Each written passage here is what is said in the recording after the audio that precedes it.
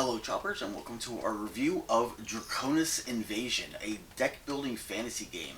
In this game you take on the role of a noble hero fighting against the Draconis that are invading the kingdom, and even though you are fighting a common enemy, the players are competing to see who is the king's mightiest champion and will end with the most glory.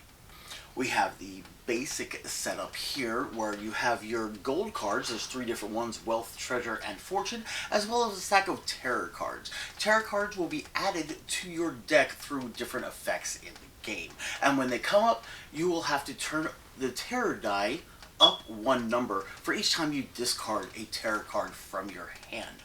We also have the event deck over here. This game is set up for 2 players, so we have 6 event cards with the ending event card on the bottom, the retreat one. We have set up our default action cards and default defender cards. Our default action cards are Casualty of War, while the default defender card is the Imperial Guards. And then we have 6 different action cards and 6 different defender cards depending on what battle stage you're in. Here we're set up for the first battle stage. This game is progressive in that you can tell a story as you go along with the different battle stages that are in the rulebook. They'll tell you how to set it up. We have our stack of blue monster cards shuffled up, and we've turned out 3, as well as our stack of gold monster cards shuffled up and turned out 3 also. One of the ending conditions of the game is when one of the players, for a 2-player game, has defeated 9 of the monsters total in the game, or you verse the retreat card in the event deck. That triggers the game end. We have also shuffled up our campaign deck and turned out 3 cards. Campaign cards are one of the ways that you can earn extra glory during the game. Each player starts with 2 campaign cards. Not only do you start out with the 2 campaign cards, which are kept face down in secret on your side of the table so the other players can't see them, but you also start with 7 of the wealth cards and 5 of the Imperial Guard cards. You will have a turn overview card also, which has the terminology of the game on the back for different things that are referred to in the game. Once all players have their starting deck ready, they will draw 6 cards from it as their starting hand, and then each player will roll the terror die to see who will go first. Of course, the highest number or the lowest number, whichever you choose, will go first. Then the starting player will roll the terror die one more time and refer to the number on the die, comparing it to the starting threat level card. This is the only time that this card will be done, and the only time rolling of the die will be done. The starting number is placed up here on the die, and then you will see what effect you get from the starting threat level. Once that has been resolved, the starting player can start his turn with his 6 cards in his hand. Draconis Invasion has a unique A, B, C, D, E, F way of handling your turn. So we will be going through it real quick on the turn overview card. First we'll start off with A, which is for action, which you can play 1 action card. Of course, at the beginning of the game, your hand and deck is filled with defender cards and wealth cards. They are not filled with any action cards. So once you start buying up the cards, you'll be able to add them to your deck. To play an action card, you go ahead and reveal it and place it on the table and resolve whatever ability or whatever it says on the card. Certain cards actually let you take additional actions, so you could play additional action cards from your hand, but the default is only 1 card. Then, after that, you get to choose one of the following from the letters B, C, D, and E. B is for buy 1 card. You're able to buy one of the wealth cards, and the price is in the lower right-hand corner, or you can buy one of the 7 action cards that's available, or one of the 7 defender cards that is available on the table. C is for campaign. You can take 2 of the campaign cards from the 3 available on the table and add them to your stack of campaign cards you have face down off to the side of the table. When you take one of the cards, you immediately flip out one from the deck so you can see if you would like to take that new one or one of the other ones that's already on the table. D is for defeat. Defeat is referring to the two lines of monsters, the blue and the gold, the invaders that are on the board. You can try to defeat them. They have a health number on there, and they also have a number for glory on there, which is how much you will earn at the end of the game when you total up your points. To do this, you pay for your defenders from your hand to deal damage to the invaders, which we'll go over in a second. E is for eliminate, where you get to trash one non-terror card from your hand. And what that means is you get to place it back on the table.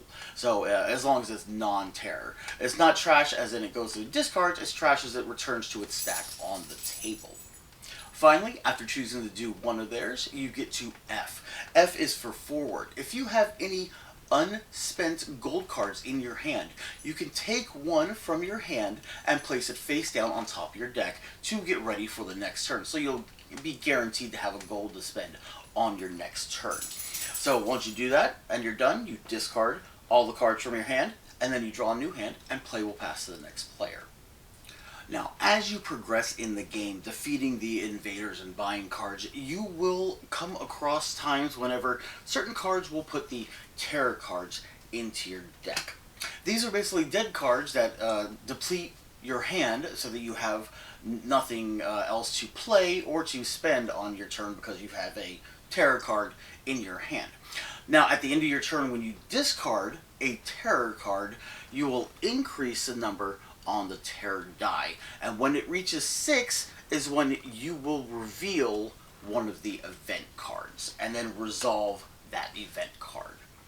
Now, as we said before, playing your action cards will give you possibly other actions and other things that they can do. If we take a look at the card here, Rush to Battle, it shows that not only do we get to play an extra action, because with the A right there at a +1, we also get to draw an extra card from our deck and add it to our hand, and it generates 10 gold for us to spend. And of course, the number in the bottom right corner of the card is 60, which means that that's how much gold it costs to buy it if you choose to from the tableau during your turn. Now, the defender cards are what you buy and use to battle the invaders. We can see here with the Werebear, we'll just pick a random one here. Werebear, it does 35 damage, but it costs 70 gold. But to buy it and add it to your hand, it costs 80 gold. That 70 gold symbol that's up there is if you want to use it to attack this turn. Now, for the invader cards, there are two different types. There's the blue and the gold invader. And the gold are a little more difficult to beat as opposed to the blue. So let's go ahead and check out the first one right here, the Succubus. As you can see in the upper left-hand corner, it's got the name of the invader, and of course it says invader there below Succubus.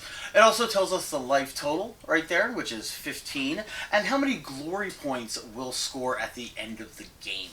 It also has, some of them have revealed abilities. That's whenever a spot opens up in the blue or the gold row from being defeated, and the next card is turned out. Some will have a revealed ability. Like this one says, next turn, the attacking player draws only 4 cards instead of 6. Of course, that's at the end of their turn whenever they're refilling their hand.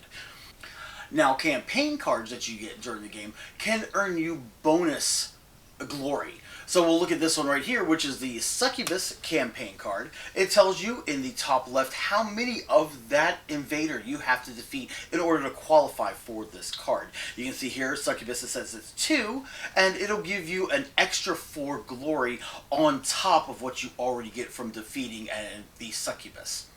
Draconis Invasion is a great fantasy deck building game, so much so that we give it an 8 out of 10 score. The artwork, if you see on the cards, is beautiful. If you've seen the game in person, you'll know that the artwork is great. It fits the theme, and it's wonderful. It's great as a deck building game. Gives you a lot of options of different things to do, where a lot of deck building games run stagnant as you're playing. The different battle stages, which there are 10 or 12, I think, for the first game to progress, are great because there's a lot of card combinations that are involved in the game. So we give it an 8 out of 10. We will be having a future video covering the Wrath expansion, so make sure you stay tuned to the channel. You go ahead and hit that subscribe button so you'll be notified when we go live with that video as well as other videos. And as always, leave a comment down below to let us know what you like about Draconis Invasion or what your favorite deck building game is. I'm Logan for Logan Chops Reviews, and we'll see you next time. Happy gaming.